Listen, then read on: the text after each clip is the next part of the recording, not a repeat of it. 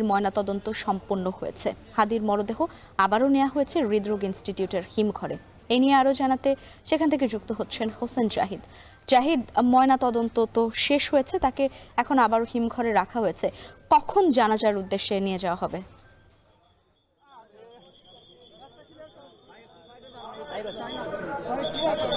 লাইবা মূলত আরো আধা ঘন্টা আগেই ময়নাতদন্ত কার্যক্রম শেষ হয়েছে, তবে আনুষ্ঠানিক আরো অনেক প্রক্রিয়া ছিল, সেগুলো শেষ করে এই মুহূর্তে ধীর লয়ে শরীফ ওসমান হাদির বহনকারী যে অ্যাম্বুলেন্সটি আছে সেটি আবারও এগিয়ে যাচ্ছে জাতীয় হৃদরোগ ইনস্টিটিউট ও হাসপাতালের যে হিমঘর সেখানে।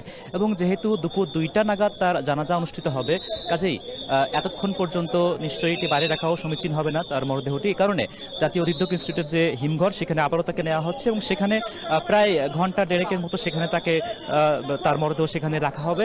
এবং এই মুহূর্তে পুলিশ, বিজিবি এবং সেনা সদস্যদের বিপুল সংখ্যক সদস্যদের উপস্থিতির মাধ্যমেই তার মরদেহ বহনকারী অ্যাম্বুলেন্সটি ধীর লয়ে এগিয়ে চলছে আবারও জাতীয় হৃদরোগ ইনস্টিটিউটের দিকে। এবং একটু আগেও তার ব্যক্তিগত যে চিকিৎসার সঙ্গে শুরু থেকে জড়িত ছিলেন ডাক্তার আব্দুল আহাদ, তিনিও এটি নিশ্চিত করেছেন যে তার মরদেহটি এই মুহূর্তে হিমঘরে রাখা হবে। তবে কখন নাগাদ সেটি মানিক মিয়া এভিনিউ রওনা দেবেন সে বিষয়ে আমরা এখনো নিশ্চিত নই। তরুণ রাজনীতিবিদ, একই সঙ্গে তারুণ্যের ছাপ যেমন তার রাজনীতির সঙ্গে জড়িত ছিল, একই সঙ্গে কিন্তু সেই তারুণ্যের ছাপ থাকলেও মানুষের ভিতরে বা তার জনসম্পৃক্ততার সঙ্গে যে জড়িত থাকার যে কার্যাবলী সেগুলো তিনি করেছিলেন। সেই সাদাসিধা জীবনযাপন পালন করা সেই তরুণ রাজনীতিবিদ শরীফ ওসমান হাদি, যার প্রয়াণে মূলত সারা দেশবাসীর সেই আকাঙ্ক্ষার জায়গাটি কিন্তু খুবই প্রবল ছিল। এবং তার মরদেহ যখন গতকাল দেশে ফিরে আসে, তারপর থেকেই এই হাসপাতাল কেন্দ্রিক যে সকল কার্যক্রম সেটা আমরা দেখতে পেয়েছি। এবং গতকাল রাতে যেহেতু হৃদরোগের যে হিমঘর হৃদরোগ ইনস্টিটিউটে সেখানে নেওয়া হয়েছিল এবং আজকেও একই প্রক্রিয়া অনুসরণ করা হচ্ছে, একই জায়গায় তার আপাতত স্থান হচ্ছে। এই মুহূর্তে সেনা সদস্যদের বিপুল উপস্থিতি আমরা দেখতে পাচ্ছি। তাদের পাশাপাশি এখানে বিজিবি সদস্যরাও তারা এখানে নিরাপত্তা বেষ্টনী তৈরি করে মরদেহ বহনকারী অ্যাম্বুলেন্সটিকে এই মুহূর্তে হৃদরোগ ইনস্টিটিউটের ভিতরেই প্রবেশ করলো এবং এখানেই মূলত আরও ঘন্টা দেড়েকের মতো এখানে তার মরদেহ রাখা হবে বলে ধারণা করা হচ্ছে। এবং প্রধান উপদেষ্টার পক্ষ থেকে তার ব্যক্তিগত সহকারী অধ্যাপক সাইয়দুর রহমান, তিনি কিন্তু সকাল থেকেই এই মর্গ কেন্দ্রিক যে সকল কার্যাবলীগুলো রয়েছে সেগুলোর সঙ্গে তিনি জড়িত ছিলেন। এবং শুরুতে শরীফ ওসমান হাদির পরিবারের পক্ষ থেকে প্রাথমিকভাবে কিন্তু এই সম্মতিটি আসলে পাওয়া যাচ্ছিল না যে আসলে ময়নাতদন্ত হবে কি হবে না। তবে এক পর্যায়ে পরিবারের সম্মতিতেই মূলত তার এই ময়নাতদন্ত কার্যক্রম সেটি কিন্তু শুরু হয় এবং ইতিমধ্যে শেষ হওয়ার পরে সেটি আবারও হৃদরোগের যে হিমঘর সেটি সেখানে কিন্তু নেওয়া হচ্ছে। এই মুহূর্তে আমরা অবস্থান করছি মূলত জাতীয় হৃদরোগ ইনস্টিটিউট হাসপাতালের যে প্রাঙ্গণ, সেই প্রাঙ্গণে প্রবেশ করেছি। এখানে বিপুল সংখ্যক আইন শৃঙ্খলা রক্ষাকারী বাহিনীর পাশাপাশি সেনা সদস্যরা তারা এই প্রক্রিয়ার সঙ্গে যুক্ত আছেন। তার চিকিৎসার সঙ্গে যারা জড়িত ছিলেন এমন দু একজন চিকিৎসককে দেখতে পাচ্ছি। এবং একটু আগেও এখানে প্রধান উপদেষ্টা দপ্তর থেকেও তার প্রতিনিধি হিসেবে এখানে তার ব্যক্তিগত সহকারী অধ্যাপক সাইয়দুর রহমান তিনিও এখানে ছিলেন। এই মুহূর্তে আমরা দেখছি যে বিপুল পরিমাণের নিরাপত্তা বেষ্টনীকে সাথী করেই শরীফ ওসমান হাদির মরদেহ বহনকারী অ্যাম্বুলেন্সকে সামনে এগিয়ে নিয়ে যাওয়া হচ্ছে এবং যাতে করে এখানে আবেগের বশবর্তী হয়ে কেউ আবার কোনো অনভিপ্রেত ঘটনা না ঘটিয়ে ফেলে কিংবা আবেগেরও একটা যাতে সীমাটা রক্ষা করা সম্ভব হয়, কাজেই সেই জায়গাটিও বিবেচনায় রাখতে হচ্ছে আইন শৃঙ্খলা রক্ষাকারী বাহিনীকে। এবং সেটি নিদর্শন আমরা সকাল থেকেই দেখছিলাম, যখন তার মর্গে নিয়ে যাওয়ার সিদ্ধান্তটি হয় তখন থেকেই সোহরাওয়ার্দী মেডিকেলের মর্গের চারপাশ, বিশেষ করে যেহেতু সেখানে একটি আর্মি ক্যাম্পও রয়েছে, কাজেই সেনা সদস্যদের যে উপস্থিতি বলি, অন্যান্য বাহিনীর সদস্যদের যে উপস্থিতি বলি, সবকিছু মিলিয়েই সেখানে বিপুল পরিমাণের আইন শৃঙ্খলা নিরাপত্তা ব্যবস্থা কিন্তু নজরে পড়েছিল। এবং এই মুহূর্তে সেটি আবারও হৃদরোগ ইনস্টিটিউটের যে হিমঘর তার নিকটবর্তী অবস্থানে আমরা চলে যাচ্ছি এবং সেই নিরাপত্তা বেষ্টনীর সঙ্গে নিয়েই মূলত আমরা এগোচ্ছি। শরীফ ওসমান হাদির এই যে মরদেহ এখানে নেওয়া কিংবা জানাজা দাফন, এ বিষয়ে কিন্তু নানা জনের নানা চাওয়া পাওয়া থাকলেও দিন শেষে তার পরিবারের যে সম্মতি সেদিকেই কিন্তু প্রাধান্য দেওয়া হয়েছে। এবং গতকালকে ঢাকা বিশ্ববিদ্যালয়ের প্রাঙ্গণে তার প্রিয় প্রাঙ্গণ, যেখানে তিনি 5 বছর রাষ্ট্রবিজ্ঞান বিষয়ে অধ্যয়ন করেছেন, যেখান থেকেই তার মূলত আধিপত্যবাদ বিরোধী রাজনীতির সূচনা, তিনি কিন্তু প্রাথমিক অবস্থায় শিক্ষার্থী থাকা অবস্থায় তিনি মূলত কবিতা লিখতেন। তিনি তার কবিতায় লিখেছিলেন, তার সীমান্তের শকুন নামক সেই কবিতায় তরুণ কবি হিসেবে কিন্তু তার আবির্ভাবটি ঘুরেছিল। এবং সেই তারুণদের মধ্যেও ঘুরে ফিরে বারবারই ভারতীয় আধিপত্যবাদ বিরোধী যেই শব্দমালা, সেই কথামালা কিন্তু তার কবিতায় ফুটে উঠেছিল। খুব বেশি প্রাসঙ্গিক তার এই সীমান্তের শকুন কবিতার একটি লাইন তিনি এখানে উল্লেখ করেছিলেন যে, ঈশ্বরকে বললাম আমি মরতে চাই, ঈশ্বর আমাকে বললেন তুমি বেঁচে আছো কে বললো। অর্থাৎ তিনি এই ফ্যাসিবাদী জমানাকে তিনি কিন্তু এতটাই বেশি দুঃসহনীয় হিসেবে ইঙ্গিত দিয়েছিলেন, আসলে সেই জমানায় টিকে থাকাটাও কিন্তু দুঃসহ। তবে দিন শেষে তিনি কিন্তু টিকে ছিলেনই এবং অভ্যুত্থানে তার যে ভূমিকা কিংবা অভ্যুত্থান পরবর্তী সময়ে অভ্যুত্থানের যে স্পিরিট সেটিকে বাস্তবায়ন করার জন্য তার যেই বলিষ্ঠ কণ্ঠ সেটি কিন্তু বারবারও দৃঢ়ভাবে সেটি প্রকাশিত হয়েছে। বারবারই তিনি গঠনমূলক সমালোচনা দিয়ে কখনো সরকারকেও তিনি সমালোচনা করেছেন এবং সেই জায়গা থেকে তার যে গ্রহণযোগ্যতা, বিপ্লবের রং হারালেও শরীফ ওসমান হাদির বিপ্লবী যে চেতনা তার কিন্তু রং হারায়নি। এটি সর্বমহলেই কিন্তু এই কথাটি আলোচিত হয়ে থাকে। কাজেই কোন পরিচয় আমরা তাকে পরিচিত করব? তাকে কি আমরা কবি হিসেবে আখ্যায়িত করব, নাকি তাকে আমরা একজন জুলাই যোদ্ধা হিসেবে আখ্যায়িত করব?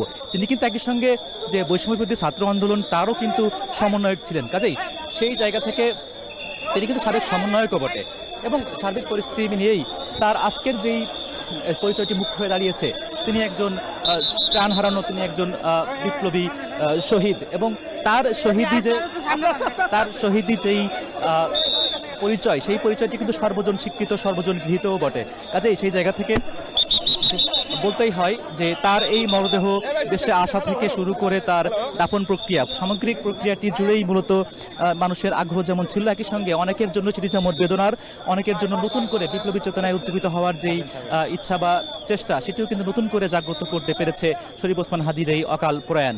এবং যেটি বলছিলাম যে ভিন্ন ভিন্ন পরিচয় তার রয়েছে বটে। শুরুতে তিনি কবি হিসেবে পরিচিত ছিলেন, কখনো তিনি সংগঠক হিসেবে, কখনো তিনি এবার তরুণ রাজনীতিবিদ হিসেবে।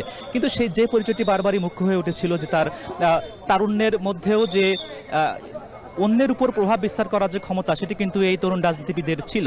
এবং কাজেই তার আজকের এই বিপ্লবী সেই শরীফ ওসমান হাদির যে প্রয়াণ, নিশ্চয়ই তার এই প্রয়াণটিও সকলের ভিতরে নতুন করে ভিন্ন একটা আবেগঘন পরিস্থিতি তৈরি করবে, সেটি কিন্তু স্বাভাবিক। এবং ইতিমধ্যেই এখানে যে আইন শৃঙ্খলাকারী বাহিনীর তীব্র উপস্থিতি থাকা সত্ত্বেও কিছু ভক্ত সমর্থক তারাও কিন্তু এখনো এখানে অবস্থান করছেন। তারা চেষ্টা করছেন কোনোভাবে যদি শেষবারের মতো এই বিপ্লবীর মুক্তি দেখা যায় কিনা, যদিও সেই সুযোগটি আপাতত রাখা হচ্ছে না বলে আমরা নিশ্চিত হতে পেরেছি।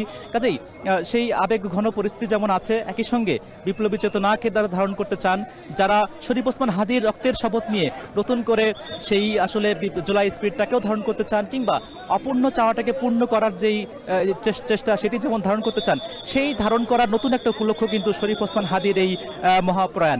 আমরা মহাপ্রয়াণ বলছি এই কারণে, তিনি কিন্তু তারুণ্যের একটি প্রতিচ্ছবি ছিলেন। আমরা ক্ষুদিরাম বসুর যেই প্রয়াণ দেখেছিলাম, তার যে বয়সের যেই বিষয়টি, কিংবা সুকান্ত ভট্টাচার্য যেমন বিপ্লবী কবিতা লিখতেন, বিদ্রোহী কবিতা লিখতেন, তারুণ্য বয়সে তিনিও কিন্তু প্রাণ হারিয়েছিলেন। কিন্তু কবি শরীফ ওসমান হাদি, কিংবা রাজনীতিবিদ শরীফ ওসমান হাদি, কিংবা ইনকিলাব মঞ্চের প্রতিনিধি শরীফ ওসমান হাদি, যে পরিচয়ই পরিচিত করেন না কেন, সেই পরিচয়ের উপরে গিয়েও তিনি এখন তার একটাই পরিচয়, তিনি শহীদ শরীফ ওসমান হাদি।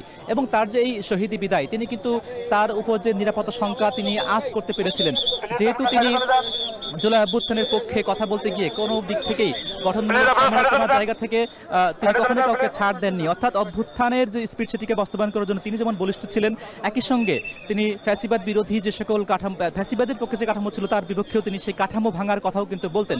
কাজেই সেই জায়গা থেকে তার জীবনের নিরাপত্তা ঝুঁকি নিয়ে তিনি বারবারই আশঙ্কাবোধ করলেও তিনি কিন্তু এটাই বলেছিলেন যে আসলে বুলেটের গুলি একমাত্র আমাকে থামাতে পারে, এছাড়াও ভিন্ন কোনো পথ খোলা নেই। তবে সেই বুলেটের গুলি যদি তাকে থামায়ও, অন্তত তিনি যাতে করে ন্যায় বিচারটুকু পান, সেই আকাঙ্ক্ষা, সেই ইচ্ছা কিন্তু তিনি প্রকাশ করে গিয়েছিলেন। অর্থাৎ তিনি এটুকুই, শুধু এই 5 আগস্ট পরবর্তী সময় এটুকুই চান, যাতে করে ন্যায় বিচারটুকু প্রতিষ্ঠা করা যায়, যাতে করে আসলে গুলিতে কারোর যদি প্রাণহানি হয়েও থাকে, নিশ্চয়ই তার যাতে করে ন্যায় বিচারটুকু হয়, এটুকুই শরীফ ওসমান হাদির চাওয়া ছিল। এবং সেই চাওয়া কিন্তু আমরা বিগত 2 দিন 3 দিন ধরে রাজধানী জুড়ে, দেশ জুড়ে তেমন চাওয়াটাই কিন্তু প্রতিফলিত হতে দেখেছি। এবং আমরা দেখেছি যে আসলে শাহবাগে যেমন কালকে সমাবেশ হয়েছে, সন্ধ্যায় বাংলা মোটরের সমাবেশ হয়েছে, অবস্থান কর্মসূচি হয়েছে, সবগুলো সমাবেশ, অবস্থান কর্মসূচি, বিক্ষোভ মিছিল, সবগুলোতে চাওয়া পাওয়া কিন্তু সেই একটি বিন্দুতে সেই কিন্তু মিলিত হয়েছে। সেটি হলো যে আসলে শরীফ ওসমান হাদির হত্যাকাণ্ডের সেই বিচারটুকু, যেই চাওয়াটুকু শেষ চাওয়া ছিল শরীফ ওসমান হাদির। এবং ইতিমধ্যেই যেহেতু সিদ্ধান্তটি চূড়ান্ত হয়েছে ঢাকা বিশ্ববিদ্যালয়ের প্রাঙ্গণে, যেই প্রাঙ্গণে রাষ্ট্রবিজ্ঞান বিষয়ে 5 বছর পড়ালেখা করেছেন শরীফ ওসমান হাদি, সেই প্রাঙ্গণে তিনি আজকে আবারও যাবেন। তবে সেই যাওয়া তার একেবারেই শেষবারের মতো যাওয়া। এবং খুবই কাকতালীয়ভাবে হলেও এটি কিন্তু এক চরম সত্য হিসেবে আমাদের সামনে আজ দাঁড়িয়েছে যে আসলে যেখানে বিদ্রোহী কবি কাজী নজরুল ইসলাম শায়িত হয়ে আছেন, ঠিক তার পাশেই আরেক বিপ্লবী, তরুণ বিপ্লবী, তার কবরটিও ঠিক সেখানেই হচ্ছে। অর্থাৎ খুব বেশি প্রাসঙ্গিক এটি যে 2 বিপ্লবীর কবরস্থান সেটি একই জায়গায় এবং খুব পাশাপাশি জায়গাতেই হচ্ছে। এবং কবি নজরুলের যেমন চাওয়া ছিল যে মসজিদের পাশে কবর হওয়া, সেটি হয়তো বা প্রকাশ্যে শরীফ ওসমান হাদি কখনো চেয়ে বসেননি। কিন্তু ঠিক এই মাস 1.5 ধরেই শরীফ ওসমান হাদি যখন তার নির্বাচনী প্রচারণায় বের হতেন, একমাত্র তিনি এমন এক ব্যতিক্রমী সম্ভাব্য প্রার্থী ছিলেন, যিনি কিনা ফজরের নামাজ শেষ করে তিনি এই তার যে নির্বাচনী প্রচারণা সেটি তিনি চালাতেন, তিনি কোনোদিন দুপুরে সবাইকে দাওয়াত দিতেন, সেখানে উপলক্ষ থাকতো মুড়ি বাতাসা।